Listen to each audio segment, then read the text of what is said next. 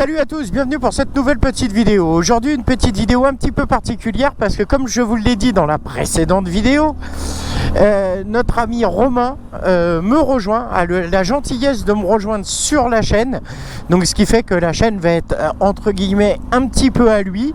Comme j'avais annoncé, il va présenter d'autres choses que moi ce que je suis en mesure de vous présenter, pour la simple et bonne raison, déjà d'une, je ne suis pas premièrement titulaire du permis gros cube, donc lui va pouvoir faire d'autres essais, on va vous présenter des tutos, on va vous présenter tout un tas de trucs, donc voilà, ça va être du grand bonheur, ça va être vachement sympa. Quoi qu'il en soit, donc son pseudonyme c'est RLS Moto Expérience, donc vous allez voir, ça va être plutôt sympa sur bien des points.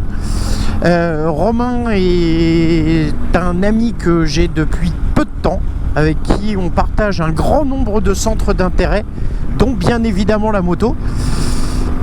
Donc bah écoutez, on va pas se prendre la tête, je vais lui laisser la parole, comme ça il va pouvoir lui-même directement comment dirais-je, vous parler un peu de ce qui... Voilà, je lui laisse la main. Salut tout le monde. Alors bonjour, moi c'est Romain. Donc je suis le nouveau collègue d'Alex sur sa chaîne. Donc je roule à bord d'un Phaser 600 FZ6 de 2008, donc, qui a déjà été un peu présenté dans la tête à casque. Et on va commencer donc dans le vif du sujet, hein, pour filer un petit coup de main et développer la chaîne d'Alexandre.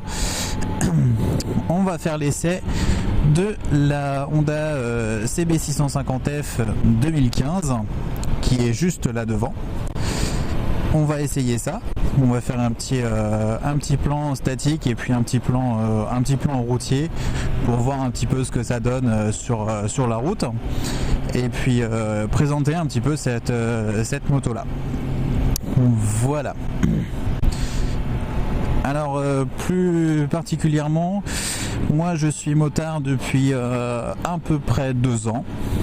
Donc j'ai eu la chance de pouvoir passer juste avant la réforme du permis, ce qui fait que je suis en permis A, donc je ne suis pas bridé, contrairement à Katia qui est juste devant, qui elle est en A2 en face qui a passé la passerelle, qui peut désormais maintenant rouler en full. Il suffit juste de débrider cette moto. Voilà, donc et ben comme je disais, moi je suis propriétaire de ce petit Phaser, hein, qui sera un peu plus présenté en détail juste après, dans une prochaine vidéo. Juste après on verra comment on organise ça. Voilà. Mais autre chose que je voulais dire, je voulais vraiment remercier Alex de m'avoir intégré sur la chaîne, d'avoir développé un peu le projet ensemble.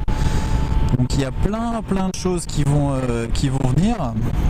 On a plein d'idées tous les deux. Donc on va essayer de faire ça au mieux, de vous présenter des nouvelles choses, de vous faire découvrir des nouveautés.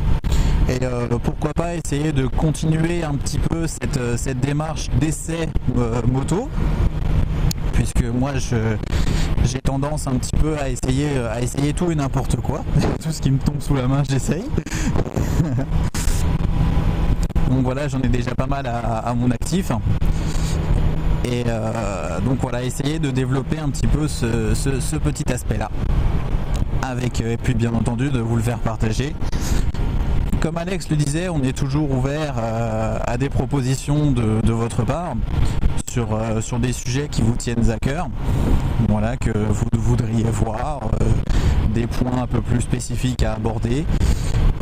Prochainement, il y a une vidéo qui va venir sur le roulage en groupe, et il y a une demande qui a été faite un peu plus particulière sur la position de conduite en moto. Voilà, donc les prochaines vidéos à venir, ce sera ça. On va va couper et on va vous reprendre tout de suite après un petit GSXR sur le côté, voilà, qui nous rejoint un petit moment. Comme je disais, pardon, on va couper et puis on va vous reprendre derrière avec une petite présentation de la CBF en statique. Voilà, à tout de suite.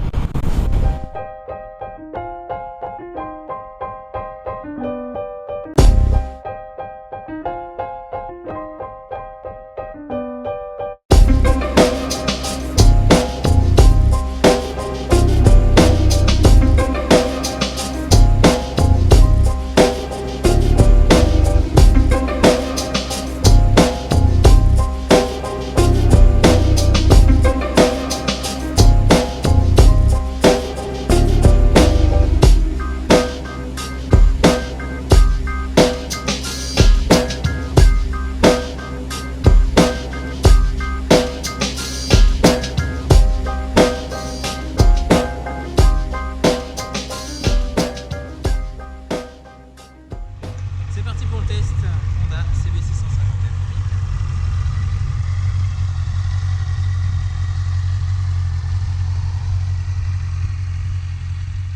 Alors nous voilà sur la CB650F, une machine de 2015, donc qui ne se fait plus aujourd'hui, qui a été remplacée par la nouvelle.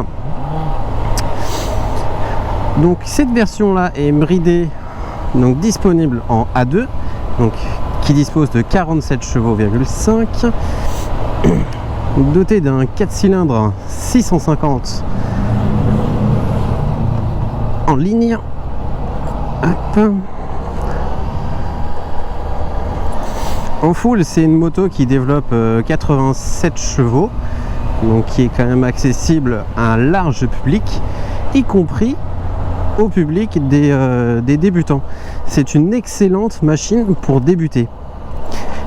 Elle est quand même très polyvalente comme moto, et le fait qu'elle soit disponible en A2 au 4 cylindres, ça lui donne un sacré avantage comparé à ses concurrentes légitimes, autres MT-07 et ER6 par exemple. Hop, on va juste faire demi-tour gentiment sans gêner personne. Voilà.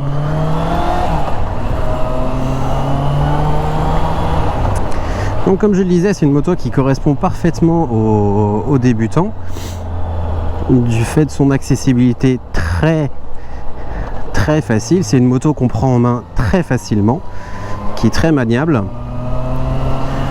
Malgré, elle fait 208 kg tout plein fait, donc c'est pas rien, mais c'est quand même relativement facile à prendre en main du fait de son équilibre. Doucement sur le dos d'âne, voilà. Après, l'avantage, c'est qu'on dispose du 4 cylindres, donc c'est-à-dire qu'on a une accélération qui est très linéaire, qui est très douce, mais quand même relativement franche. Même en 47 chevaux 5, on a tout le couple qui est à disposition.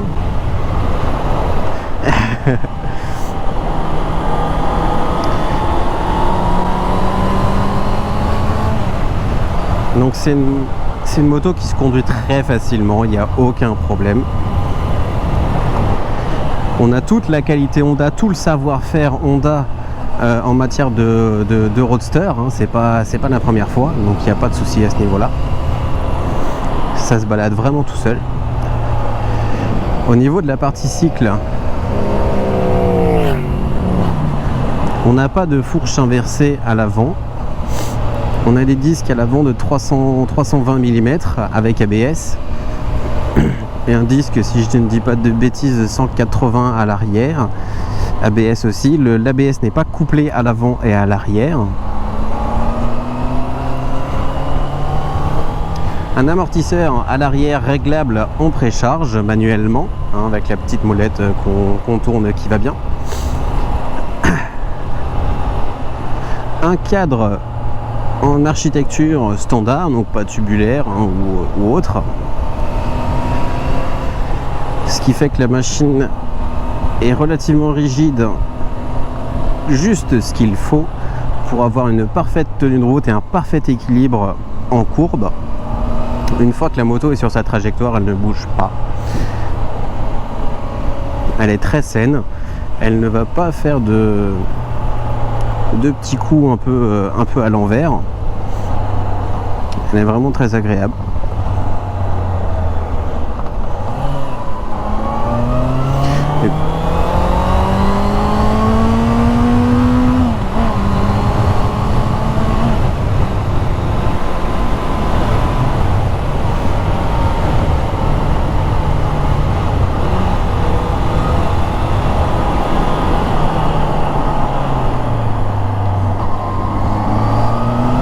Elle se met vraiment bien en courbe, elle ne bouge absolument pas.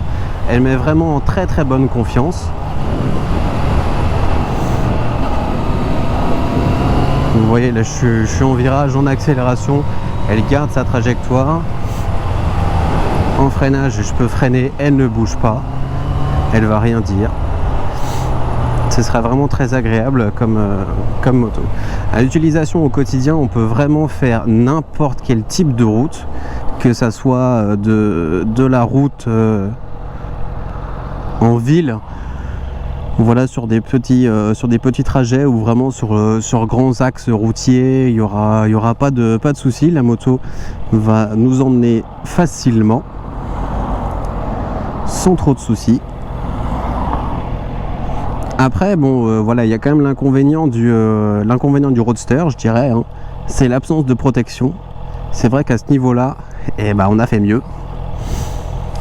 Mais ça reste dans le domaine du convenable. Il n'y a pas de souci là-dessus. Bon, voilà.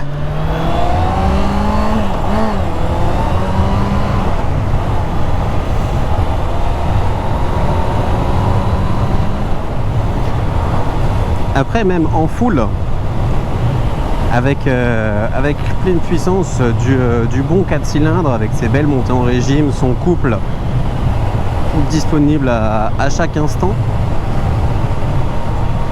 c'est une moto qui peut quand même aller très loin, c'est-à-dire qui correspond au public, on va dire débutant, mais également à un public un peu plus averti. Donc même en prenant de l'expérience, cette moto arrivera à combler tous vos désirs, tous vos besoins. C'est-à-dire qu'à chaque instant de la vie d'un motard, cette moto arrivera à vous donner le sourire. Et c'est là toute la force de Honda dans la polyvalence de cette machine. C'est qu'en tant que débutant, elle va être très accessible. Et en tant que motard confirmé, elle va encore nous donner du plaisir. Donc c'est pour dire tout le panel de public que Honda touche avec cette moto. Ils ont vraiment réussi quelque chose de très très fort. Après, si on peut parler de niveau tarif, en 2015, cette moto, elle valait quand même moins de 10 000 €. Je croyais qu'on pouvait la toucher aux alentours de 8 000, 8 500 €. Donc peut-être aller à 9 000 avec quelques petites options.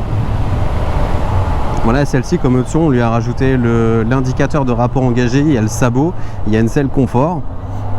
Donc voilà, il y a quelques petites choses qu'on peut la rajouter pour la rendre un peu plus attrayante. Mais sans non plus exploser dans les prix.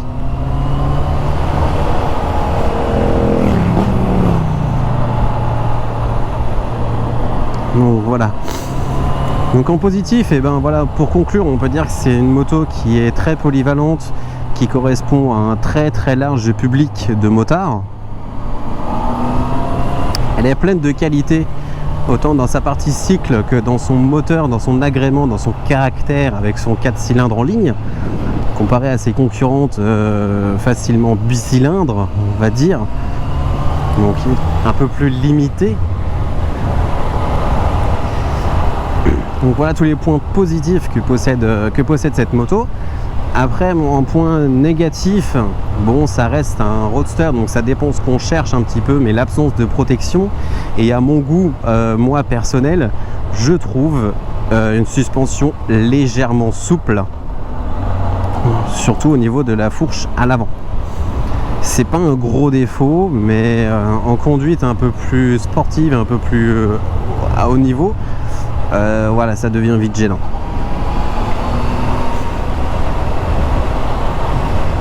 Après. Donc voilà ce qu'on peut retenir de cette moto.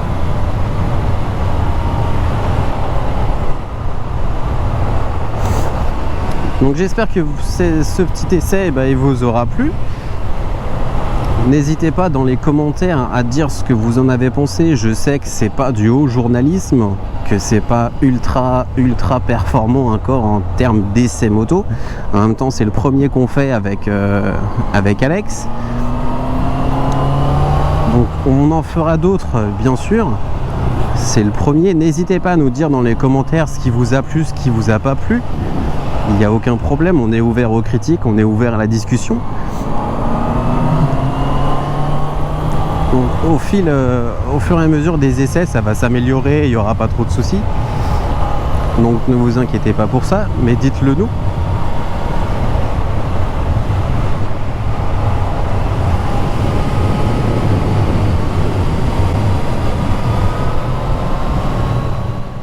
Pour finir juste cette petite vidéo, et ben voilà, je voulais remercier la propriétaire de la CB650F.